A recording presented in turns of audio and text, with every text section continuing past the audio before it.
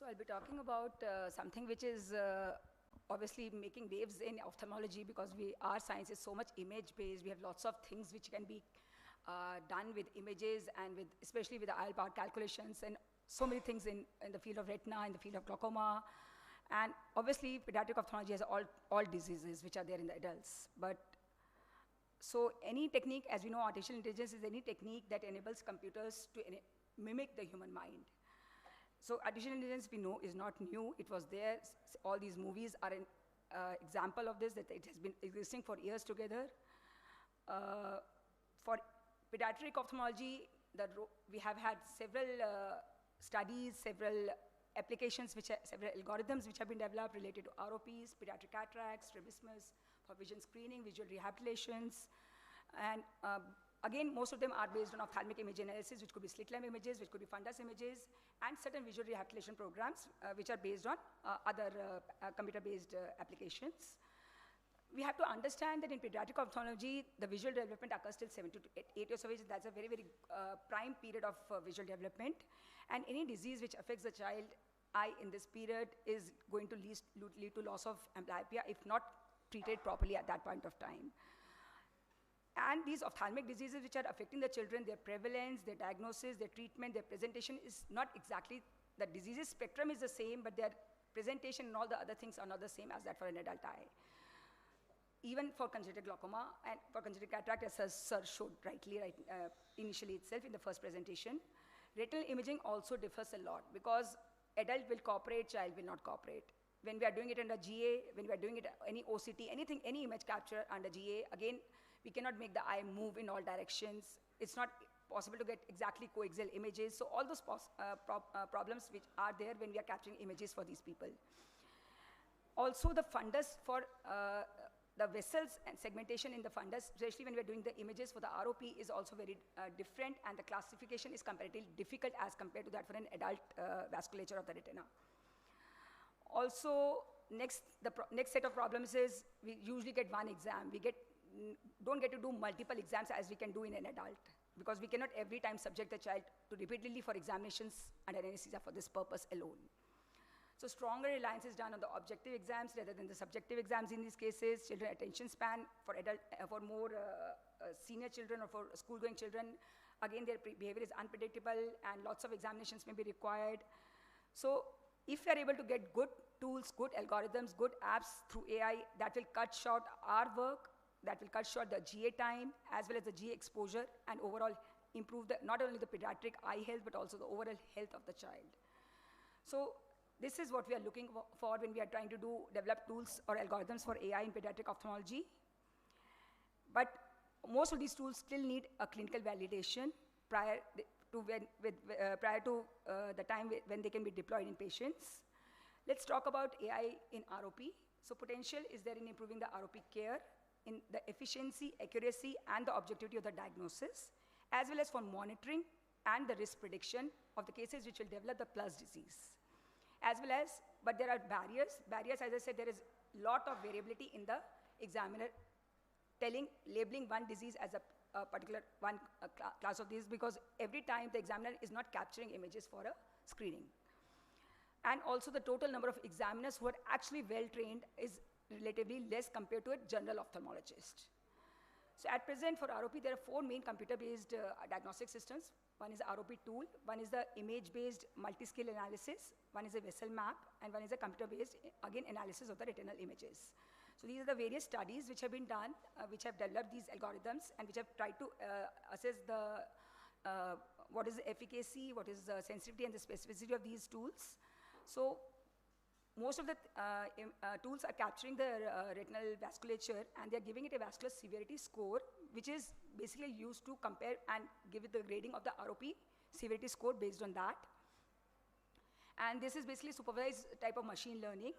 And the output is directly converted into a severity score, which is classifying it as pre-plus disease or the plus disease. Then this was the original IROP algorithm, which was developed. And its probability was given from 1 to 9, based on whether it's a pre-plus disease or the plus disease. Taylor did another work on it, and then he added and classified it further into no ROP, mild ROP, to match the clinical classification, type 2 ROP and the pre-plus disease, so that we could predict when to give treatment, okay, and which infants or the neonates are at a risk of treatment failure.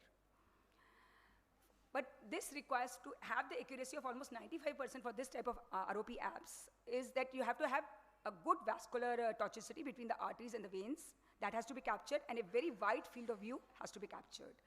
And its clinical usefulness is therefore limited, because what we are trying to do is, initially for mapping, what is being done is manually.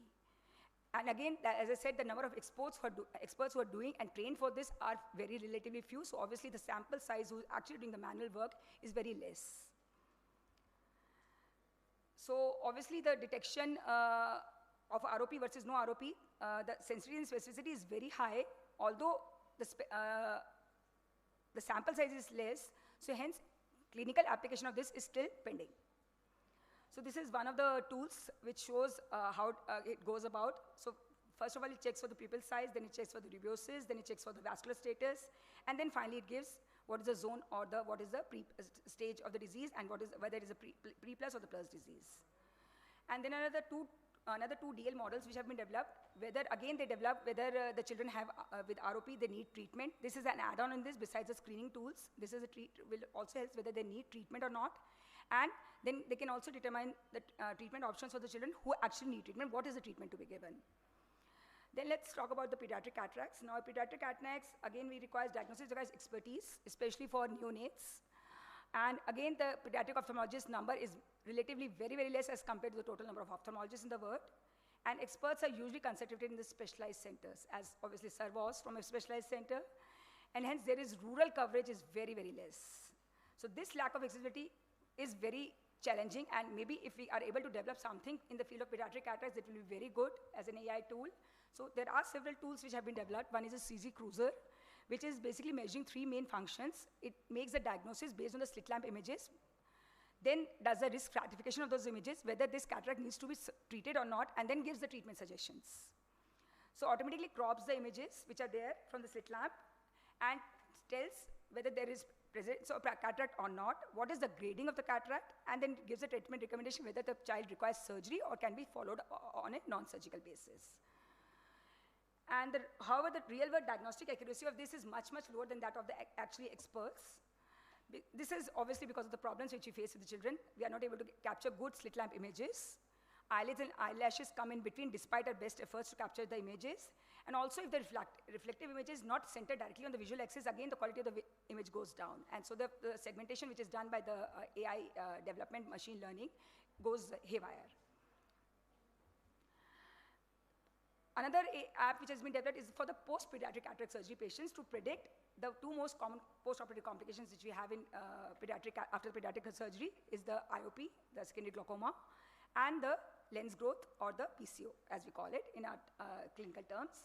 So basically, again, there is a single module which has been developed for this. The first module of this will first develop whether the patient has a complication or not. Second module will then be applied if the first module says that the patient has a complication, to detect which of the 2 complications the patient has. Another approach is, again, to detect only the PCO. So that is another tool which is ResNet, which is being developed. Then we have another app, which is the CC Guardian, which is, again, serving 3 functions. It is basically likely to detect, it basically tends to detect the patients who are likely to suffer complications. So it has a dispatching module, a prediction module, a dispatching module, and a telehealth module. And the dispatching module will schedule the individual follow-up the patients at a regular interval by sending them SMS messages, so that they will come for follow-up, so that you can detect whether this child is likely to develop a complication or not. Because all the complications children will not develop in the first month. It's a long, drawn process.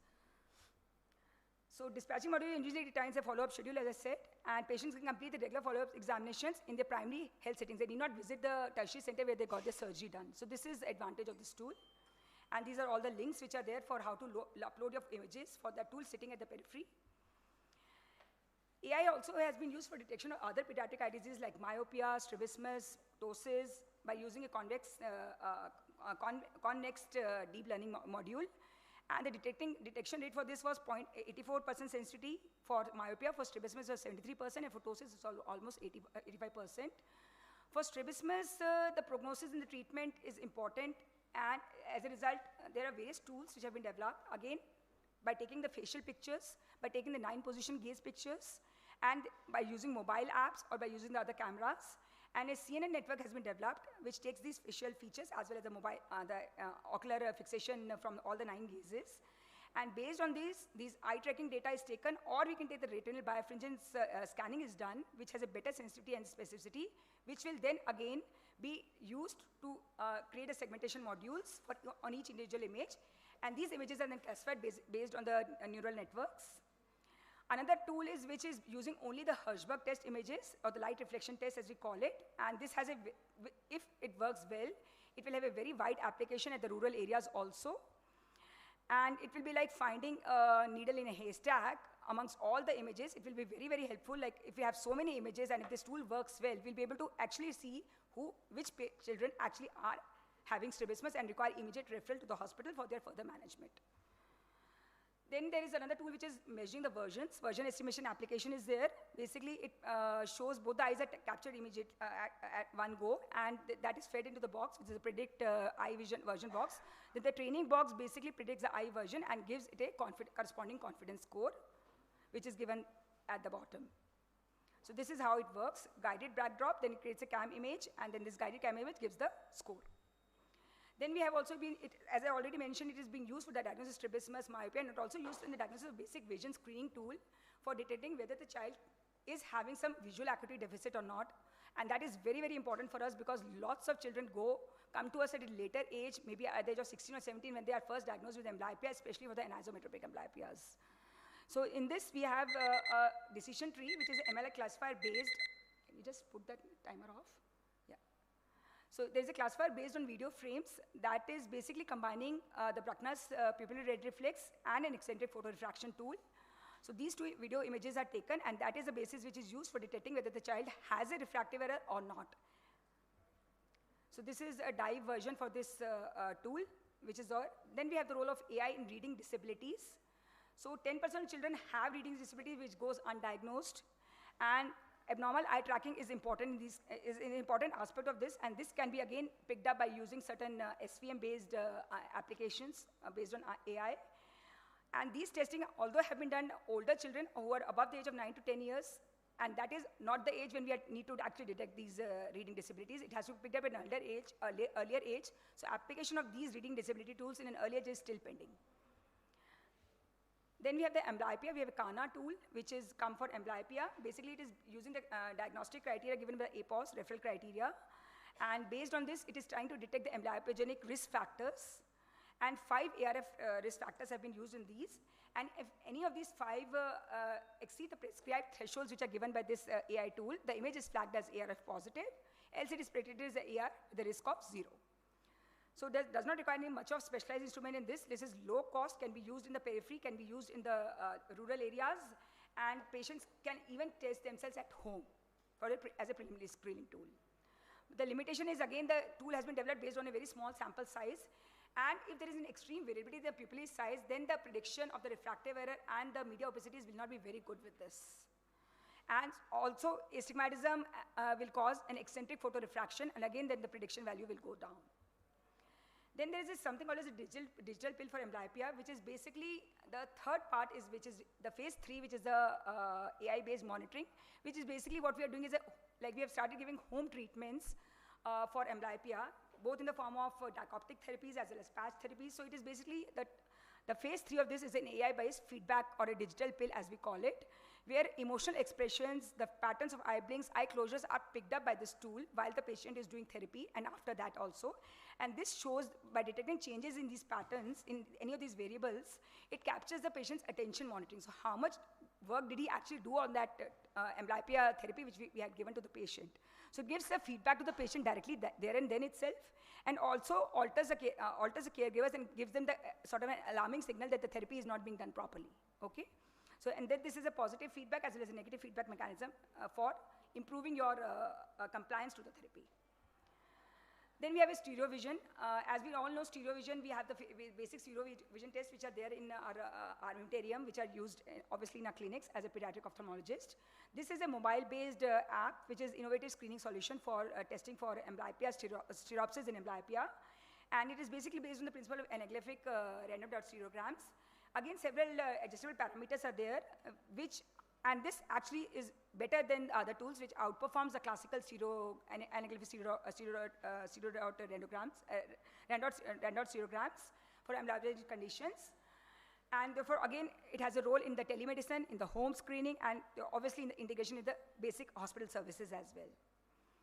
Then we have the role of AI in genetics. We have lots of cases now. The genetics is booming up like anything in pediatric ophthalmology. We're trying to find gene therapies for most of the diseases, which are like, till now we did not have any solutions. The latest thing, which obviously is our gene for RP65, which is used for LCA, for various types of RPA, and then lots of gene studies going for other congenital glaucoma as well. So basically, to have a genotypic correlation is very important. So AI doing it on a manual basis is going to be very, very difficult. It is not possible for a human mind. So we are trying to train AI models using the fundus images as well as anti-segment OCT images to identify the glaucoma, for glaucoma I'm talking about right now, for congenital glaucoma, to identify the glaucomatous changes. And then the same existing lookup using the GWAS of these patients, which is the word-wide genome data which is available to us. We can use the future AI applications to find this correlation, and then probably can develop further which children actually need to be taken up for further genetic studies and further enrolled into gene therapies trials, and all that can be picked up by these. Similarly, we have the inherited retinal diseases. I've already talked about the same way the process is done for inherited retinal diseases, and also for the optic neuropathies, which is the inherited optic neuropathies, including the Leber's, as well as for the other optic neuropathies. Then we have for visual rehabilitation, we have the AI, which is the assisted technology, which has come up for visual rehabilitation for children who are actually visually disabled. We have the OrCam-MI, or the Seeing AI, which is again AI-powered recognition, which helps in the object recognition as well as the optical character recognitions. And it gives the power to the visually impaired children and enhances the ability to interact with the real world. We have the smart wearable eye tracking devices, which is the e-sight of the eye controls. So what is the social impact of all these AI devices on the visually disabled children is basically improves their quality of life. They're able to navigate in the normal real world. And especially if we intervene early, they may become cost effective. Right now, they're not very cost effective, but they may become cost effective. As more and more awareness comes, more and more social involvement comes, and more government aids come to us. What are the future potentials in these cases is obviously we can use the visual reality and the augmented reality systems which we are using in our various MLIPA therapy tools as well, and can personalize them for each child according to his visual disability, and for predicting the outcomes, which children will benefit from these tools or what type of therapy they may benefit from. And we can try to collaborate this with the schools also to give them the better training according to their visual disability. And also for the use of and also incorporate the role of robotics to help them in their visual motor training, because sometimes these children are not only visually disabled, they also have certain motor functional deficits. Thank you.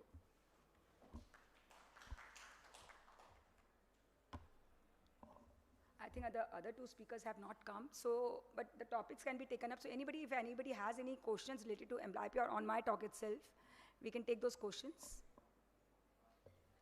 You know, these AI tools which I mentioned, are they available at the present moment, or? For ROP, they are being used. But again, as I said, for ROP, there's a lot of, the performance has been poor than that of the experts, because they're actually using the vessel segmentation. So that is being given by, the tool was developed based on only few experts' opinions. So that's why the performance, when we actually compare, the comparative trials are going on actually. It's not coming to the market as such, but the comparative trials are going on in the clinical phases.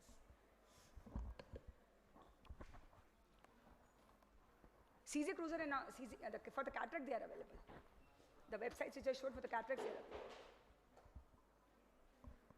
Anybody has any questions on my talk or for MLIPA? If anybody has any questions, they can take questions for that. I think the AI would have a big role, especially with not that many pediatric ophthalmologists over there. That's what I said. So we have very few pediatric ophthalmologists amongst the entire ophthalmologists. Yeah, so like in medical retina, we use it for so that's why if the apps come, it will become very easy. At least we'll be able to have earlier referrals, early diagnosis and early referrals, so that at least we can visually rehabilitate them in a better way.